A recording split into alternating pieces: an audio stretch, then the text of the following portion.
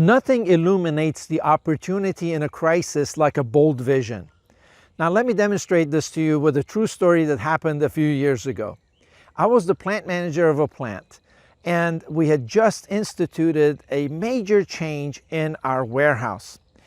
And I heard for a few days, maybe a couple of weeks, that one of my warehouse supervisors was really unhappy. He was stressed out and he kept telling people he was going to leave. He just didn't want to be there and all of that. So one day I decided to go pay him a visit. I went over there and I talked to him a bit, and I said, hey, by the way, I've heard that you're just completely dissatisfied and you want to leave. And he was very open with me. He said, look, yes, I mean, this thing has been a huge challenge for us, and I'm just tired of it. And I said, look, as you know, I want to support you. And if you decide to leave, I don't want to talk you out of it. In fact, I'll support you. I'll give you a good reference if that's what you want to do. But let me ask you one question. He said, what is it? I said, well, where do you see yourself in 10 years? He's like, well, what do you mean? I'm like, think about it. Like, what is your goal? Where do you want to be in 10 years? He said, well, you know, I guess maybe a supervisor in a bigger warehouse. So I looked at him and I said, well, if that's all you want in 10 years, I think I agree with you. This is way too much stress for you to be enduring, because really what you're looking for is attainable. Whether you handle this kind of stress or not, you for sure are going to be a supervisor in a warehouse bigger than this in 10 years. So I started to get up to leave.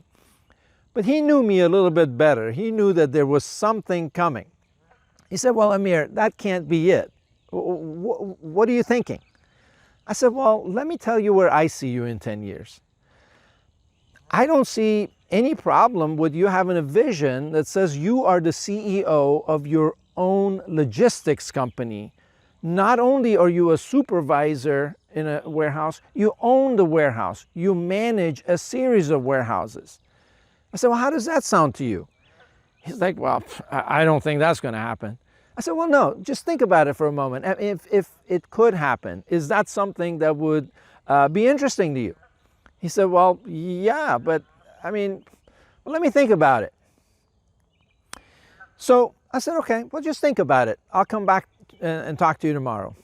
So the next day I went back and he had this smile on his face and he was like, you know, Amir, I thought about what you said, and the more I thought about it, the more excited I got about it. I said, well, yeah, sure. That is possible for you. Then I looked at him and I said, look, here's the thing. If you are going to be the CEO of your own logistics company, if that is where you're headed, would it serve you better to have just a cushy job right now with no issues and no concerns and no stress? Or would you actually learn something from what's going on around you right now that will serve you in that journey? And he looked at me, he's like, I think you have a point. I said, yeah, exactly. So whatever challenges we're facing here is serving you in a way if you have a bold vision. But if you don't, then you're like, why am I going through all of this? I'll tell you what. From that day forward, I never heard another complaint out of this individual. In fact, every time I saw him, he had a pep in his step and he was excited because he was leading something, he was making a difference, and he was learning a lot of things that were going to serve him in his bold journey and in serving his bold vision. So next time you hear these quotes and cliches about looking for opportunities in every crisis, don't just go looking for the opportunity in the crisis with no context.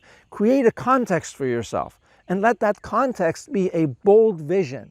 And then look backwards from there and ask yourself, how can this situation serve me in making that happen?